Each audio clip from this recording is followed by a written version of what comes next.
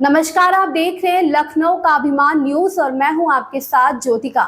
आइए रुक करते हैं खबर की ओर।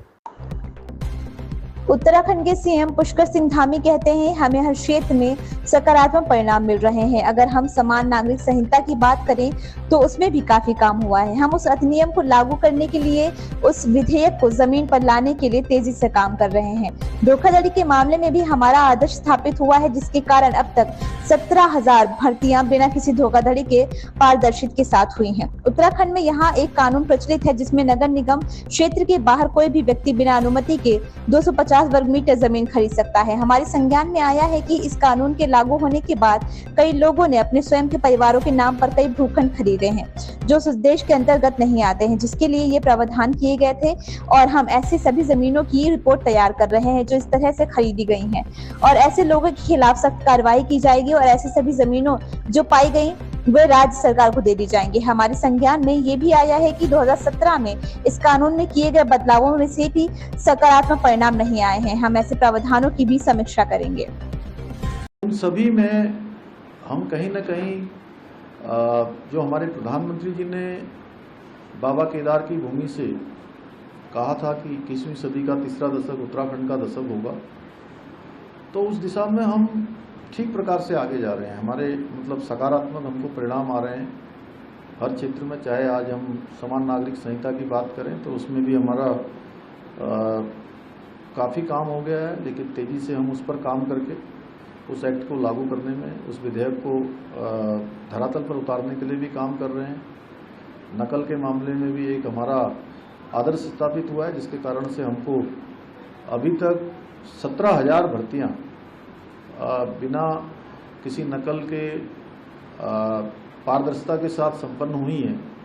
और उनके माँ बाप जो कि अपने बहुत सामान्य स्थितियों में रहकर अपने बेटे बेटियों को पढ़ाते हैं, लिखाते हैं, तैयारियां करवाते हैं, उनके इंटरव्यू इत्यादि आप सब लोगों ने स्वयं देखे हैं। उन प्रतिभागी जो चयन जिनका हुआ है उनका भी देखा है। इसके अतिरिक्त बहुत सारी चुनौतियां हमारे सामने आती रही हैं। वो सब चुनौतियों पर आप सबकी शुभकामनाएं हमेशा रही, आप सबका सहयोग रहा। तो अभी मैं जो आज विशेष रूप से आपसे बात करने वाला हूं उसमें है कि उत्तराखंड के अंदर एक कानून हमारे यहाँ पर प्रचलित है। उसमें जो नगर निकाय क्षेत्र से बाहर है, इसमें 250 वर्ग मीटर भूमि कोई भी बिना अनुमति के खरीद सकता है। एक ऐसा हमारे यहाँ पहले से इस प्रकार का प्रावधान बना हुआ है, लेकिन इसमें संज्ञान में आया है कि ये कानून बनने के बाद बहुत सारे लोगों ने अपने ही परिवार के अलग अलग नामों से कई सारे भूखंड खरीद लिए हैं, जो कि इन प्रावधानों को, जिन उद्देश्यों के साथ इसका प्रावधान किया गया था उसके अंतर्गत नहीं आता है। और हम ऐसी सभी ज़मीनें जो इस प्रकार से खरीदी गई हैं उनका हम विवरण तैयार करा रहे हैं, और ऐसे लोगों के विरुद्ध सख्त कार्रवाई की जाएगी।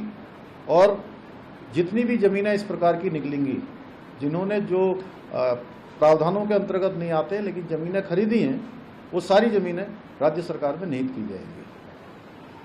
और यह भी संज्ञान में आया है कि 2017 में जो इस कानून में जो बदलाव किए गए थे उसके जो परिणाम हैं वह भी बहुत सकारात्मक नहीं आए। जो पहले क्या था कि शासन स्तर पर उसकी अनुमति दी जाती थी, वो अनुमति जिलाधिकारियों को दे दी गई, और उस जिला जो 12.5 एकड़ जो इसकी अधिकतम सीमा थी वो खत्म कर दी गई थी। ऐसे जो प्रावधान हैं इनकी भी समीक्षा करेंगे, और आवश्यक होगा तो इन प्रावधानों को भी समाप्त करेंगे, जिससे कि जो ज़मीनों की खरीद फरोख्त है, ज़मीनों की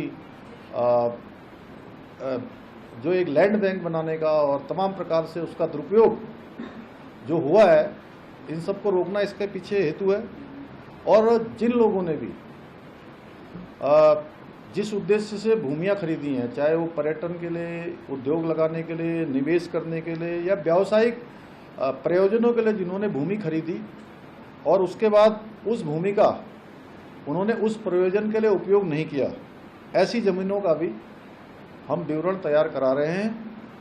और ऐसे लोगों के विरुद्ध भी जिन्होंने जिस प्रयोजन से भूमि खरीदी और उसका उपयोग नहीं किया, उनके खिलाफ भी सख्त कार्रवाई की जाएगी और ऐसी ज़मीनें भी राज्य सरकार में निहित की जाएंगी जो इन कानूनों के तहत जिस प्रयोजन के लिए ली गई थी, लेकिन वो प्रयोजन उन्होंने पूरा नहीं किया।